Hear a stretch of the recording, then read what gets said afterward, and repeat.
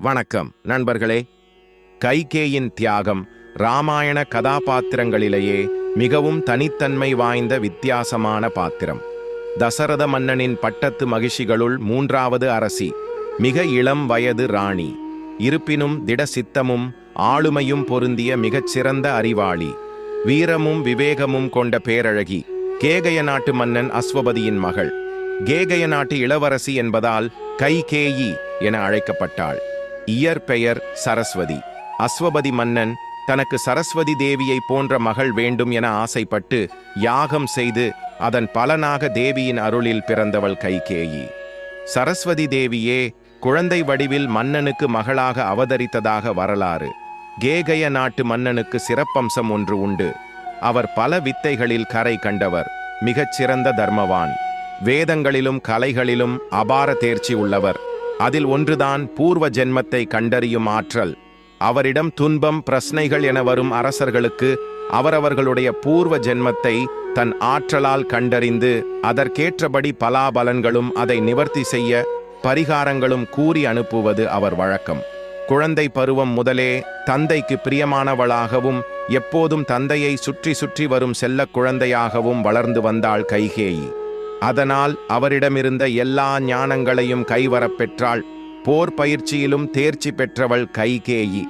ஒரு நாள் தன் சகோதரர்களுடன் அரண்மனை தோட்டத்தில் விளையாடிக் கொண்டிருந்த போது அங்கே திடீரென கொழுத்த காட்டுப்பூனை வந்துவிட்டது. அவளுடைய சகோதரர்கள் எல்லாம் பயந்து பின்வாங்க, கைகேயி மட்டும் மிகவும் தைரியமாக அதன் பின்னே துரத்திச் சென்று தன்னிடம் இருந்த சிறு கத்தியாலேயே அதை குத்திக் கிழித்து கொன்றாள். தன் சகோதரர்களுக்கு வந்த ஆபத்தை தனி ஒருவளாய் சமயோஜிதமாக சமாளித்து போக்கினாள் கைகேயி. பின்னொரு நாளில் சம்பராசுரன் என்ற அசுரனுடன் தசரதன் போர் புரிய சென்றபோது அவன் தேருக்கு சாரதியாக சென்றாள் வீராங்கனை கைகேயி. உச்சகட்டமான போரின் போது தேரின் அச்சு முறிந்துவிட தன் கணவன் உயிர் காக்கவும் போர் தடைபடாமல் அவன் வெற்றி பெறவும் தன் கட்டை விரலையே தேரின் அச்சாணியாக்கினாள் கைகேயி. அவளின் பதிபக்தியும் திடசித்தமும் கண்டு அசந்து போனான் தசரதன். தன் உயிரை பணயம் வைத்து தன்னவன் உயிரை காத்ததாலும் போரில் வெற்றி பெற அவளின் துணிச்சலான முடிவு காரணமானதாலுமே கைகேயிக்கு கேட்ட வரம் எதுவாகினும் அளிப்பதாக வாக்கு கொடுத்தான் தசரதன். சரி, மீண்டும் நாம் கைகேயின் பருவத்துக்கு வருவோம். பால்யம் முதல் தந்தையை சுற்றியே வளர்ந்தவள் ஆகையால் கைகேயிக்கும் தன் தந்தையைப் போலவே பூர்வ ஜென்மம் கண்டறியும் ஆற்றல் கைவரப் பெற்றது. தன் தந்தையின் வழியில் அவளும் தன்னை நாடி வருபவர்களின் துயரை தீர்க்க வழி சொன்னாள். ஒரு நாள் தனக்கு புத்திர பாக்கியம் இல்லாத குறையை போக்கும் வழி கேட்டு அஸ்வபதி மன்னனை நாடி வந்தான் தசரதன். அவனுக்கு பலன் சொன்னவளோ கைகேயி. அரசே, தாங்கள் பூர்வ ஜென்மத்தில் உலகுக்கே ஒளி வழங்கும் சூரியனாக இருந்துள்ளீர்கள். அப்போது உங்களுக்கு காயத்ரி, சாவித்திரி, சரஸ்வதி என 3 மனைவியர் இருந்தனர். இப்பிறவியில் தசரதனாக பிறந்துள்ளீர்கள். காயத்ரி தான் உங்கள் இப்போதைய முதல் மனைவி கௌசல்யை, 2வது மனைவி சாவித்ரி, இப்போது சுமத்திரை, 3வது மனைவி சரஸ்வதிதான் நான். என்னையும் மணந்த பின் எங்கள் மூவர் மூலமாக உங்களுக்கு கடவுள் அவதாரமே மகன்களாக அமையும். திருமண விஷயம் குறித்து என் தந்தையுடன் பேசிக்கொள்ளுங்கள் என்று சொல்லி அனுப்பினாள். மனம் மகிழ்ந்தவனாக தசரதன் கைகேயியை மனம் முடிக்கும் ஆசையை அவள் தந்தை அஸ்வபதி மன்னனிடம் தெரிவித்தான். ஆனால் இத்தனை அழகும் இளமையும் அறிவும் போர்த்திறனிலும் சிறந்த தன் மகள் 3வது ராணியாக அயோத்திக்கு செல்வதை ஒரு தந்தையாக அவர் மனது ஏற்கவில்லை. தன் மகள் ஒரு பிரம்மச்சாரி அரசனை மணந்து பட்டத்து ராணியாக வேண்டும், அவள் வயிற்றில் உதிக்கும் தன் பேரன் நாடாள வேண்டும் என்ற கனவு அவருக்கு இருந்தது. மனதில் இருப்பதை மறைக்காமல் தசரதனிடம் கூறிவிட்டார். தசரதனுக்கோ கைகேயியை மனம் புரிய வேண்டும் என்ற அப்பா இருந்தது.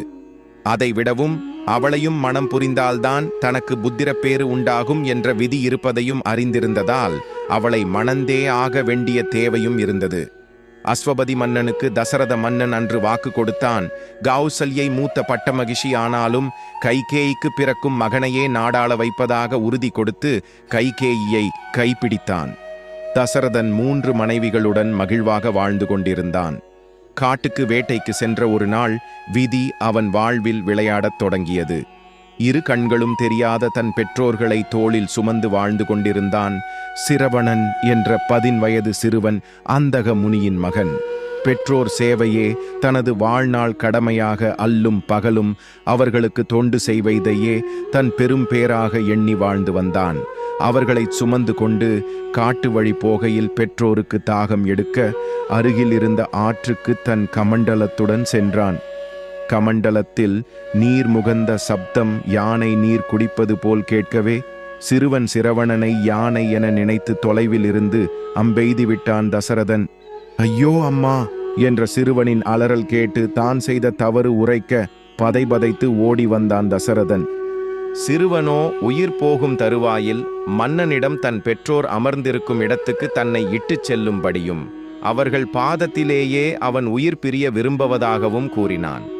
கண்ணில்லாத அவர்களை இனி யார் பார்த்து கொள்வார்கள் என்று கவலைப்பட்டு கொண்டே வந்தான். அவனை இரு கைகளிலும் தூக்கிக் கொண்டு அவன் பெற்றோர் இருந்த இடத்துக்குச் சென்றான் தசரதன். நடந்ததை கேட்ட அக்கண்ணிழந்த முதியவர்கள் தங்கள் மகன் இறந்த துக்கத்தில் அவ்விடத்திலேயே தாங்களும் உயிர் விட்டனர். உயிர்விடும் முன் அந்தக முனிவர் தசரதனுக்கு, நாங்கள் எங்கள் மகனை இழந்து எப்படி துடிக்கிறோமோ அவ்வாறே நீயும் உன் மகனை இழந்து துடித்து இறப்பாய், புத்திர சோகம் உன்னை பீடிக்கட்டும் என்று சாபமிட்டவாறே உயிர் நீத்தார். அச்சாபம் பேரிடியாக தசரதனின் தலையில் இறங்கினாலும் மறுபுறம் அவனுக்கு நிம்மதி உண்டானது. ஆமாம், புத்திர சோகம் என்பது புத்திரன் இருந்தால்தானே உண்டாகும். இச்சாபம் பலிப்பதற்கு வேண்டியேனும் தனக்கு சந்ததி உண்டாகுமே, புத்திர பாக்கியம் கிடைக்குமே என்று எண்ணி மகிழ்ந்தான். பெரும் கலக்கத்துடன் சோகமாக அரண்மனை திரும்பினான் தசரதன். யாரிடமும் அவன் எதுவும் கூறவில்லை. குறிப்பறிந்து ஏதோ தவறு நேர்ந்துள்ளது என்பதை அறிந்தாள் கைகேயி. தன்னுடைய மதியூகத்தால் உடன் சென்ற மெய்க்காவலர்கள் மூலமாக நடந்ததை அறிந்தாள். சாபம் பற்றி அவர்கள் கூறியதைக் கேட்டு கலங்கித் தவித்தாள். அதன்பின் தசரதன் புத்திர காமேஷ்டி யாகம் வளர்த்து அதன் மூலமாய் புத்திர பாக்கியம் பெற்றான். மூத்த மனைவி கௌசல்யைக்கு ஸ்ரீராமனும், சுமித்திரைக்கு இரட்டையர்களாக லக்ஷ்மணனும் சத்ருக்னனும், கைகேயிக்கு பரதனும் பிறந்தனர். தன் மகன் பரதனை விட ராமனின் மேல் கைகேயி அதிக பாசம் வைத்திருந்தாள். எல்லாம் நல்ல விதமாகவே நடந்து வந்தன. வாலிப வயதை எட்டிய சகோதரர்கள் ஒருவர் மேல் ஒருவர் மாசற்ற அன்பும் பாசமும் வைத்து ஒற்றுமையாக இருந்தனர். வயோதிக வயதை அடைந்த தசரதன் தனக்கு அடுத்து நாடாளும் வாரிசு குறித்து அறிவிக்கும் நேரம் நெருங்கிவிட்டதை உணர்ந்தார். மூத்த மகன் ராமனை சபை கூட்டி நாடாளும் வாரிசாக அறிவித்து பட்டாபிஷேக தேதியையும் முடிவு செய்தார். இதுவரை குலமகளாக அன்பின் இலக்கணமாக நாம் பார்த்து வந்த கைகேயி இரக்கமற்றவளாக சுயநலமிக்க தாயாக உருமாறினாள். ராமன் பட்டாபிஷேக செய்தியை மந்திரை கூனி பிறந்த வீட்டு தாதியாக கைகேயி உடன் வந்தவள். சிறு வயது முதலே அவளை பேணி காத்தவள். மூலமே அறிகிறாள். அச்செய்தி கேட்டு, நல்ல செய்தி கொண்டு வந்திருக்கிறாய் மந்திரை, காதில் தேன் வந்து பாய்ந்தது போல் இருக்கிறது என்று அவளை பாராட்டி தன் கழுத்தில் இருந்த முத்து ஆரத்தை பரிசாக அளித்தாள். அங்கு ஆரம்பிக்கிறது மந்திரையின் போதனை. உன் குடியே விளங்காமல் போகும் செய்தியை கூறியிருக்கிறேன், எனக்கு பரிசு ஒரு கேடா எனக் கேட்டு தன் துர்போதனையை ஆரம்பிக்கிறாள். தன் மகனை விடவும் அதிகமாக நேசிக்கும் ராமனுக்கு கேடு நினைக்க கைகேயி நெல் முனையளவும் விரும்பவில்லை. ஆனால் மந்திரையின் பேச்சு அவளை பலவாறு யோசிக்க வைத்தது. எறும்பூர கல்லும் தேயும் எனபதைப் போல, உன் கணவன் உன் தந்தைக்கு கொடுத்த வாக்கு நினைவில்லையா? உனக்கு பிறக்கும் மகனே நாடாழ்வான் என்று உறுதி கூறித்தானே உன்னை மணந்தான். உன் மகன் பாட்டன் வீடு சென்றிருக்கும் இவ்வேளையில் அவசரமாக ஏன் இந்த பட்டாபிஷேகம்? அண்ணன் முடிசூடும் வேளை உடன் பிறந்த தம்பி இருக்க வேண்டாமா? இது தசரதனின் சூழ்ச்சி அம்மா, சூழ்ச்சி. நீதான் ஏமாற்றப்பட்டவள் என்றால் உன் வயிற்றில் பிறந்த பாவத்திற்காய் உன் மகனும் அல்லவா பலிகடா ஆகிவிட்டான் என பலவாறு கூறி அவள் மனதை மாற்றினாள். பின் தசரதன் போர்க்களத்தில் கைகேயிக்கு கொடுத்த 2 வரத்தை நினைவுபடுத்தி அதன் மூலம் தன் மகனுக்கு நாடாளும் வாய்ப்பை பெற உபாயம் சொன்னாள். இத்தனை கேட்ட பின்பும் கைகேயின் மனம் ராம பட்டாபிஷேகத்தை தடுக்க விரும்பவில்லை. அவள் மிகுந்த குழப்பத்தில் ஆழ்ந்தாள். தன்னை தனிமையில் விடும்படி கூறி கூனியை வெளியே அனுப்பினாள். தனிமையில் அவளுக்கு நடந்ததெல்லாம் கண்முன் விரிந்தன. தசரதன் தன்னை பார்க்க வந்தது, அவனுடைய பூர்வ ஜென்ம பலாபலன்கள், தங்கள் திருமணம், தன் தந்தைக்கு அவன் கொடுத்த வாக்கு, தனக்களிக்கப்பட்ட 2 வரங்கள் எல்லாவற்றுக்கும் மேல் அவன் சிறுவன் சிராவணனை கொன்றதால் அவன் பெற்றோர் தசரதனுக்கு அளித்த அக்கொடுஞ்சாபம், நீயும் எங்களைப் போல புத்திர சோகத்தில் மாழ்வாய் என்பதே திரும்பத் திரும்ப அவள் காதில் 8 திக்கில் இருந்தும் அசரீரி போல ஒலித்துக் கொண்டே இருந்தது. அப்பேதை அக்கொடுஞ்சொல் தன் காதில் விழாதிருக்க 2 கைகளால் காதுகளை பொத்திக் கொண்டாள். அப்போதும் நிற்கவில்லை. காதுகளில் போட்டிருந்த வைரத் தோடுகளையும் குண்டலங்களையும் கழற்றி மூலையில் வீசினாள். காதை மூடுகையில் குத்திய மோதிரங்களையும் கை வளைகளையும் கழற்றி எறிந்தாள். அப்போதும் அக்குரல் கேட்பது நிற்கவில்லை. பித்து பிடித்தவள் போல் தன் நீண்ட பின்னலை அவிழ்த்து இருபுறமும் வழிய விட்டு காதுகளை மூடிக்கொண்டாள். குரல் அவள் காதிலா ஒலித்துக் கொண்டிருந்தது மனதில் அல்லவா? மனத்தில் கேட்கும் ஓலத்தை எப்படி நிறுத்த? தான் அணிந்திருந்த அணிகலன்கள், ஆபரணங்கள், முத்துச்சரங்கள், ஒட்டியானம், மேகலை என சகலத்தையும் அவிழ்தெறிந்தாள். இருந்தும் அவ்வோலம் அடங்கவில்லை. அயோத்தியின் ராணி ஒரு பிச்சைக்காரியைப் போல, ஒரு பைத்தியத்தைப் போல தலைவிரி கோலமாய் ஆடை அலங்காரம் கலைந்து மஞ்சத்தில் வீழ்ந்து கிடந்தாள்.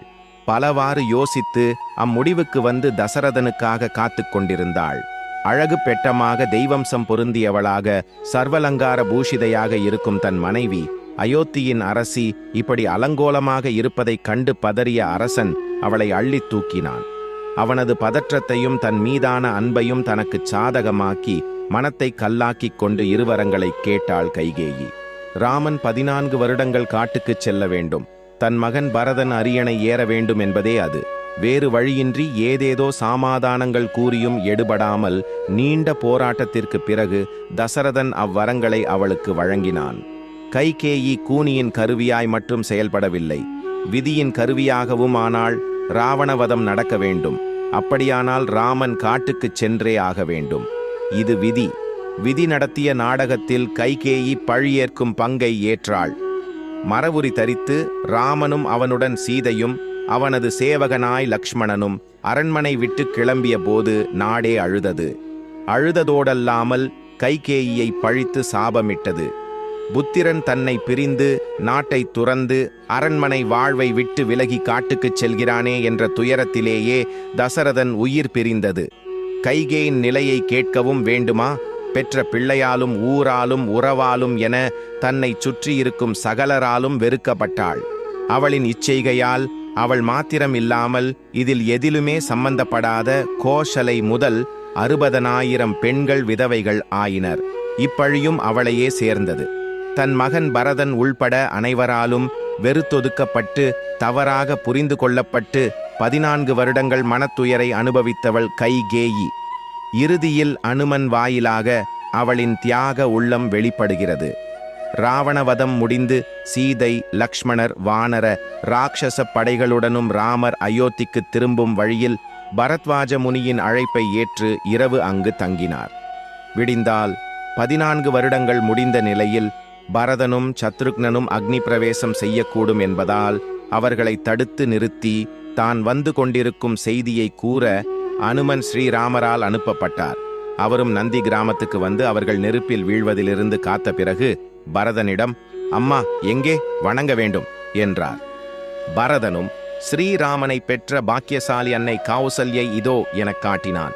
அவளை வணங்கியபின் மறுபடி அம்மா எங்கே நமஸ்கரிக்க வேண்டும் என்றார். இதோ இவர் எனக் காட்டினான் பரதன். அவளையும் வணங்கிய பின்னரும் வெளிப்படையாக, உன்னை பெற்ற தியாகி அன்னை கைகேயி எங்கே, அவர்களையும் நான் வணங்க வேண்டும் என்றார் அனுமன். துணுக்குற்ற பரதன், அவள் மகாபாவியாயிற்றே, அவளுக்கு மகனாக பிறக்கும் அளவுக்கு பாபம் செய்துவிட்டேனே என நான் வருந்தாத நாளில்லை. அவளை நீங்கள் ஏன் வணங்க வேண்டும் எனக் கேட்டான். அப்போது அனுமன் பின்வருமாறு பிறர் அறியாத கைகேயியின் பெருமைகளை கூறினார். பரதா, நீயோ இந்த உலகமோ அவளை அறிந்து கொண்டது இவ்வளவுதான். உன் தாயார் எவ்வளவு தன்னலமற்ற தியாகி தெரியுமா? தசரதரின் தாயார் இந்துமதி மிகுந்த இளகிய மனம் படைத்தவள். செடி கொடிகளிலும் உயிரோட்டத்தை உணர்ச்சிகளைக் கண்டவள். அவளுடன் ஒரு நாள் சிறுவன் தசரதன் உத்தியானவனத்தில் திரிந்தபோது தளதளவென பொன்னிறத்தில் மினுமினுத்த தளிர் ஒன்றை கொடியிலிருந்து ஒடித்து விட்டான். ஒடித்த இடத்திலிருந்து பால் வடிவதைக் கண்டு பதறிய இந்துமதி தன் குழந்தையான தளிரை பிரிந்து நீ கண்ணீர் வடித்து மடிய கடவாய் எனச் சாபமிட்டாள். பின்னர் இளைஞனாக தசரதன் வேட்டைக்குச் சென்ற இடத்தில் ரிஷிகுமாரனான சிரவணன் குடுவையில் தன் தாய் தந்தையின் தாகம் தீர்க்க தண்ணீர் மொள்ள அதை யானை தண்ணீர் குடிப்பதாக கருதி சப்தவேதி என்னும் அஸ்திரத்தினால் அவனை கொன்றதனால் உயிர் நீங்கும் முன் புத்திர சோகத்தினால் உயிர் நீங்க கடவாய் என்று அவனது கண்ணிழந்த தாய் தந்தையால் தசரதர் சபிக்கப்பட்டார். தசரதர் பெற்ற இவ்விரண்டு சாபங்களை பற்றியும் நன்கு அறிந்திருந்தாள் கைகேயி. தசரதர் ராமருக்கு எவ்வளவு சீக்கிரம் பட்டம் கட்ட முடியுமோ அவ்வளவு விரைவில் முடிசூட்ட நிச்சயித்து தன் அரசவை ஜோதிடர்களை வற்புறுத்தி குறித்த முகூர்த்தத்தின் பின் விளைவுகளை பல கலைகளும் சாஸ்திரங்களும் அறிந்த தன் தந்தையிடமிருந்துதான் முழுமையாக கற்றிருந்த ஜோதிடத்தின் மூலம் கோசல ராஜ்யத்தின் ஜாதகத்தினை ஆராய்ந்து நன்கு அறிந்திருந்தாள் கைகேயி. அந்த முகூர்த்தப்படி ராம பட்டாபிஷேகம் நிகழ்ந்திருந்தால், ராஜ்யபாரத்தில் ராமன் அன்று அமர்ந்திருந்தால் அதுவே அவனது ஆயுளை முடிந்திருக்கும். புத்திரசோகம் தசரதனையும் முடித்திருக்கும். புத்திரசோகம் எப்படியும் நிகழ வேண்டும் என்னும் போது அது ராமனை விட்டு தற்காலிக பிரிவா நிரந்தர பிரிவா என்பதுதான் பிரச்சனை. தனக்கு வைதவ்யம் வந்துவிடும் என்று தெரிந்திருந்தும் ஸ்ரீராமனின் உயிரை காப்பாற்ற நிச்சயித்தாள் உன் அன்னை. அந்த கணத்தில் அரணாக இருப்பவன் உயிர் நீப்பது ராஜ்யத்தின் ஜாதக அமைப்பின்படி நிச்சயம் என்ற நிலையில் ஏற்கெனவே ஆண்டு அனுபவித்து முதியவனாகிவிட்ட தசரதன் உயிர் நீப்பதே மேல் என அவள் எண்ணினாள். அப்போது கூட அவள் கேட்க விரும்பியது 14 நாள்கள் வனவாசம். வாய் தவறி அது 14 வருடங்கள் என வந்துவிட்டது. ஒரு கணம் கூட ராமனை பிரிவதைச் சகிக்காத தசரதருக்கு இதுவே உயிரை கொல்லும் விஷமாகிவிட்டது. எந்த பெண் தன் சௌமங்கல்யத்தை கூட பணயம் வைத்து மாற்றான் மகனை காப்பாள்? ராமனிடம் கைகேயி கொண்ட பிரியம் அத்தகையது. நீ ராஜ்யத்தை ஏற்க மாட்டாய் என அவளுக்கு தெரியும். ஆகவேதான் அத்தகைய வரத்தை கேட்டாள். ஒரு கால் நீ ஏற்றால் ஸ்ரீராமனின் உயிர் காக்க உன்னையும் இழக்க அவள் தயாராக இருந்தாள். அவள் மகா தியாகி. அவளால்தான் எங்கோ வனத்தில் கிடந்த எங்களுக்கெல்லாம் ஸ்ரீராமனின் தரிசனம் கிட்டியது. கரதூஷணர் முதலாக ராவணன் வரை பல ராட்சசர்களின் வதமும் நிகழ்ந்தது. அந்த புனிதவதியைத்தான் நாம் அனைவரும் வணங்க வேண்டும் என்றார் அனுமன். பரதன் முதலானவர்களுக்கு அப்போதுதான் கைகேயின் உண்மை உருவம் புரிந்தது. காரணம் அல்லாது காரியம் இல்லை. இந்த உலகில் எதையும் ஆராயாது நம்பக்கூடாது என்பது கைகேயி வாயிலாக அறிய முடிகிறது. ஸ்ரீராம் ஜெயராம். இந்த காணொளி பிடித்திருந்தால் சப்ஸ்கிரைப் செய்து கமெண்டில் ஸ்ரீராம் ஜெயராம் என்று எழுதுங்கள். இந்த பதிவை உங்கள் நண்பர்களுக்கு உறவினர்களுக்கு ஷேர் பண்ணுங்கள்.